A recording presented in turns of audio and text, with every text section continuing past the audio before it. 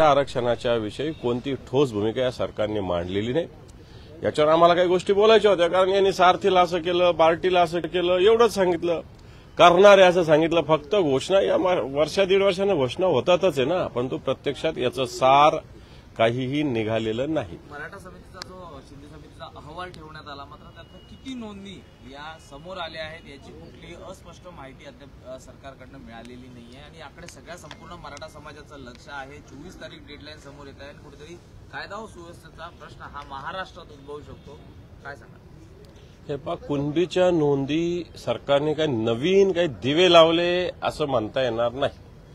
कुणबीचं प्रमाणपत्र, वंशावळीचं पुरावे जर दिले, आधीपासून कुणबीचं प्रमाणपत्र मिळतं, कारण कुणबी ऑलरेडी ओबीसी मध्ये आहेच आणि ज्याच्याकडे कुणबीचे जुने पुरावे असतील त्याला ऑलरेडी सर्टिफिकेट मिळतंच। त्या सरकारने फार मोठं काय, सरकारने याच्यात नोंदी शोधलेल्या आहे, काही पुरावे ग्राह्य द्यायचं ठरवलेलं पुरावे असतातच। कुठे शाळेची टीसी असते, कुठे एखाद्या वेळेस एफआयआर मध्ये नोंद असतं, कुठे जेलमध्ये नोंद असतं, कुठे एखाद्या ग्रामपंचायतीत नोंद असते, कुठे महापालिकेत नोंद असते, कुठे ना कुठे जातीची नोंद होत असते। आणि या जुन्या नोंदीच्या विषयी सरकारने सांगितलं की हे अलाउड करणार आहे। मला असं वाटतं याच्यात नवीन सरकारने कुणबीच्या विषयी काही केलेलंच नाहीये, कारण कुणबीला ऑलरेडी प्रमाणपत्र मराठवाड्यात मिळतंच।